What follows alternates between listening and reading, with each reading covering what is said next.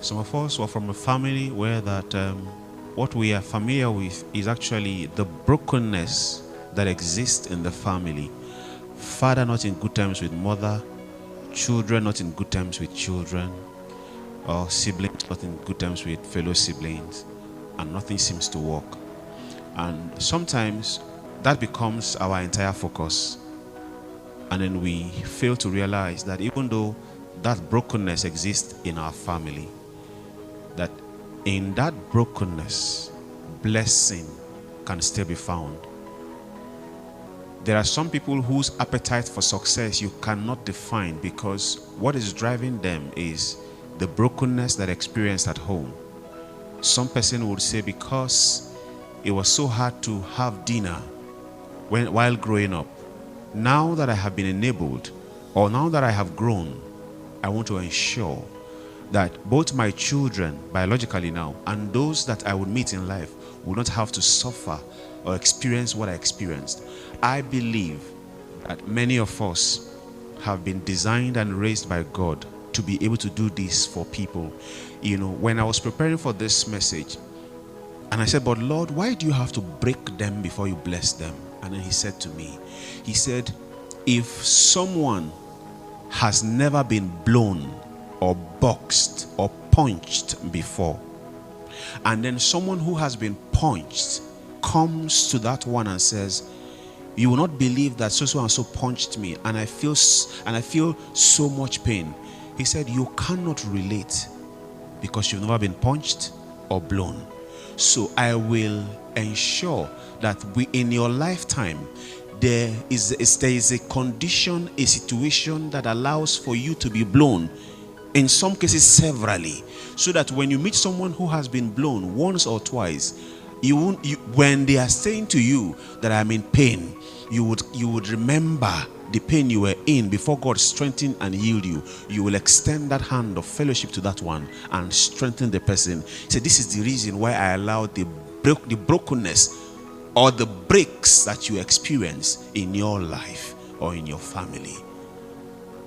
You need to know what it means to look up and look down. You look sideways and know there is nowhere any help is going to come from. And that if Jesus does not manifest himself today, I will not eat and I will not be able to feed my children. And in that state, somebody mysteriously rings your phone and then says, how are you doing? You wanted to say you are fine, but something made you say something different. You said, I'm not fine. What is the problem? You will not believe we've not eaten. And he says, send your account number. Like play.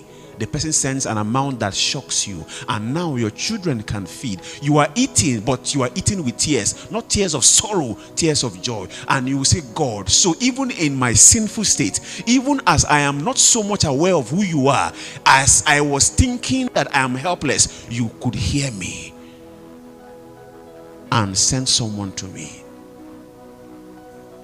That experience will help you so much, so that when you stand anywhere or you are in a place and you see a woman carrying a tray selling mango or selling one of those things and is crying, say, brother, please buy now, please buy. Now this thing that they take feed my children. You will turn and not want to buy, but you say, you know what, how much does everything cost? He will tell you 3,000 naira. You say, take 5,000. Go and eat. Because I know what it means to look up and look down and not find help.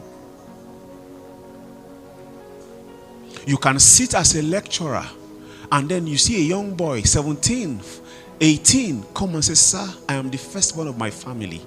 I need to go to school. I am the light that God wants to turn on. I am not yet turned on. If you do not admit me, my family is on its way to extinction. You have to help me. And the man looks at you and remembers that in 1960 something, he was also like you, whether the whole community had to put money together and send him far away to go and study. Now he is back as a lecturer, and as you are speaking, he is seeing himself. God needed him to go through that experience so that when he meets you today, he can be compassionate. This is the reason why we'll go through the brokenness we go through. I have cried tears, and I said, how is it that a man like me, I have never had my own father say to me, I love you. I have never had my mother say to me, I love you. Do you know what that means to a grown-up man like me? I have never heard it from those who bore me. I do not know what it feels like to be told by your own parent that I love you. I've never heard it from them. So as grown up as I am, as big as I am, even with the exploit God is doing with me, there is a vacuum in my heart. I wish to be loved by my parents, but I don't have it. So when I meet someone who says, my mom abandoned me and ran away, I can relate. My own mom did not abandon me to run away, but there is an experience in my spirit that resembles your own. So I hold your hand.